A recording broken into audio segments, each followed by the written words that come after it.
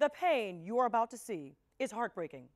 It was the day Kevin Fletcher was killed in November of 2016, and it still is to this day. Oh, man, it's hard. I called him prior to his birthday, and it hurts because I didn't get a chance to talk to him. The day Kevin Fletcher turned 29 years old is the same day he died. If I could see my baby right now, I probably would hold him and won't let him go.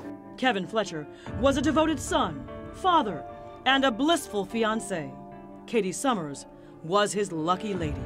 And tell them that I loved him. Always. And she knew she'd love him forever. I've never been treated like that before. Like the awesomeness just from the beginning. He loved you, respected you. The providing, all the things that he did. Kevin was leaving work here at P.F. Chang's.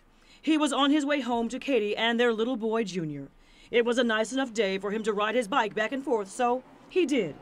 Kevin was pedaling at Hall Road and Romeo Plank. That is a busy stretch of roadway there. But for Kevin, it also proved to be deadly. Detective Sergeant Melissa Stevens is with the Macomb County Sheriff's Department Major Crimes Unit. There was a Jeep Cherokee that was going north on Romeo Plank, and the Cherokee had the light, green light. He went through the intersection. Whoever the driver was speeding excessively. Kevin went through the intersection, and the Jeep hit him, and they took off. Probably didn't even look back at my baby to see if he was dead or alive. We had a ton of witnesses at the scene that did stay and try to help Kevin. Witnesses said what when they rushed to Kevin's aid? Was he still with us at that point? I don't believe anyone saw any signs of life. Losing him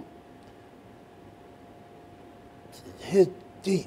This is not supposed to happen like this. No, it wasn't. You see, 3 days after Kevin's hit-and-run homicide, Katie found out she was pregnant. And Katie can barely speak about what she lost and what Kevin isn't around to see.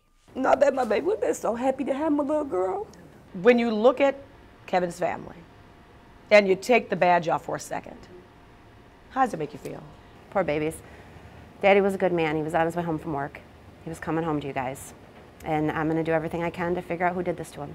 What other evidence do you have that you can share with us in this case? We know that we're looking for a Jeep from 2005 to 2007 with the khaki metallic beige color, because we have those pieces of that vehicle. Passing by and looking at the place where Kevin lost his life is hard for his fiancée to face. I couldn't even look at that intersection. My heart would start racing.